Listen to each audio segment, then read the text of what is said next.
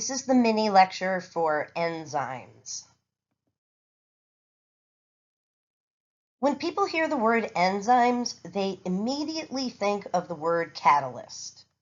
I think of Cupid, who facilitates two people falling in love by shooting one of them in the butt with an arrow. Regardless of where the arrow hits, Cupid is increasing the rate at which two people fall in love, and enzymes increase the rate of reactions. I have a few common enzymes here that you might be familiar with. There's Nature's Miracle, which commonly has enzymes in it that break down urea and other products that come in urine. I feel like Nature's Miracle smells like a vet's office. I'm sure my cats are horrified by me using it. I also use Ridex because I live in the middle of nowhere and I have a septic system. And this is a bottle of lactase enzyme, which catalyzes the breakdown of lactose into glucose and another monosaccharide named galactose. The picture of the rotting hamburger here next to a non-rancid hamburger, I have it here to remind you that these reactions would occur naturally, just over a very long period of time.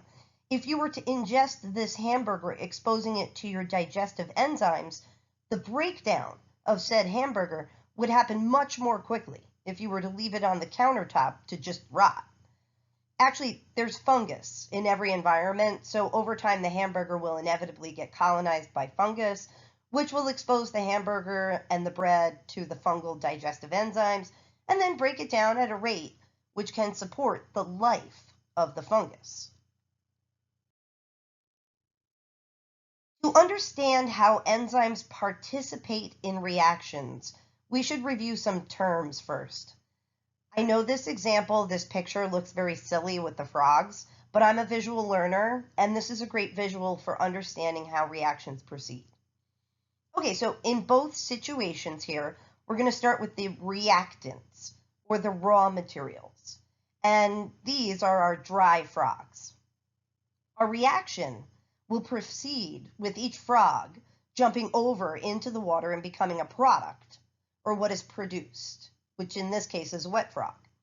Think of the word product. It's what's produced. Like in math, you have 2 times 2 equals 4, and 4 is the product. In order to get our dry frogs to become wet frogs, there's this barrier to the reaction, and that barrier is called the activation energy. Activation energy is what's needed to be overcome to start the reaction. In our picture here, the activation energy is this pile of rocks, right? The frogs have to jump over the pile of rocks in order to get to the end of the reaction. This is very important that enzymes do not contribute activation energy. What they do is they lower the requirement of activation energy that's needed to start the reaction. And therefore, they lower the barrier to the reaction. Think about all the different ways you can start a fire. Some are really easy, like a lighter, and some are a bit more difficult, like rubbing 2 sticks together. But your method is the barrier to the reaction. And the better your method is, the quicker you're going to start your fire. Because enzymes are proteins, they have very specific shapes. One area on an enzyme is called the active site. This is a place where a substance known as a substrate can bind to the enzyme. Of course, that active site has a shape that specifically fits the shape of the substrate, like a lock and key. Because enzymes are proteins, and again, they have that specific shape, they're not multitaskers. They can't work with a variety of substrates. This means that the enzyme lactase will only work with lactose as its substrate. The enzyme sucrase will only work with sucrose as its substrate. And the enzyme urease will only work with urea as its substrate. As you can kind of pick up, the ending ASE is very common among enzymes. When the enzyme and the substrate bind, they're believed to have an induced fit resulting from the very specific shape. This specificity means that if you lose your lactase enzymes, no other enzyme will step up and do the job of catalyzing the reaction of lactose. Bummer. The catalytic cycle, it's just a reaction of catabolism or breakdown using an enzyme. Here in this picture, we have a substrate, which is sucrose, and our enzyme, which is sucrase.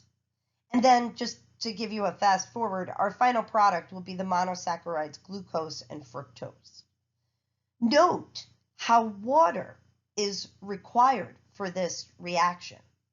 Therefore, this reaction is known as hydrolysis or hydrolysis. Hydro meaning water and lysis meaning to split.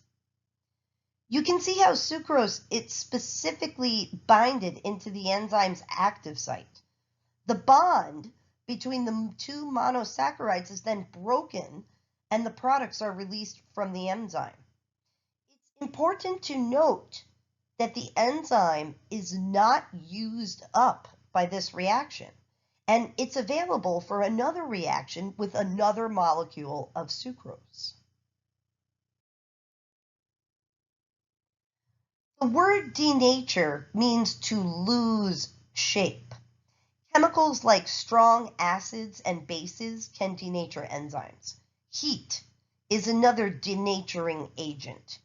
If you denature an enzyme, the active site will change shape, and then the substrate will no longer be able to fit. Therefore, the enzyme will not be able to participate in accelerating the reaction rate. I have some ways here of denaturing proteins or denaturing enzymes, which we've looked at before. The proteins in this egg have been denatured with heat, which is why the texture changes during cooking. These other examples are all examples of how acids can denature enzymes in the same way that heat can. Many people use acidic substances or marinades like steak sauces. Your muscle proteins can be denatured by lactic acid, as well as the milk proteins that contribute to the characteristic texture of yogurt. Fish can be completely cooked sous vide and considered fully cooked when exposed to acidic substances like citrus juices. In the same way, a good sour mix is made with an egg that is denatured or cooked by lemon juice before the water and the sugar and alcoholic substance is added.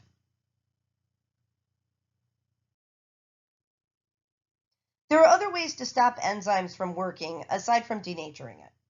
There are competitive inhibitors. It's a molecule that will sit in the active site and prevent the substrate from binding. It's like somebody sitting in your seat. A non-competitive inhibitor has a docking site on the enzyme it's not the active site. When a non-competitive inhibitor is docked, it can do many things to prevent the substrate from binding. A common hormone in the body named angiotensin II, it's the culprit of high blood pressure for many Americans. And people with high blood pressure, they're sometimes put on drugs called ACE inhibitors, such as Cadopril, shown here. ACE, ACE, is the angiotensin converting enzyme that produces angiotensin II. By blocking this enzyme, angiotensin II is not made, and thus its effects that produce high blood pressure in the body are prevented.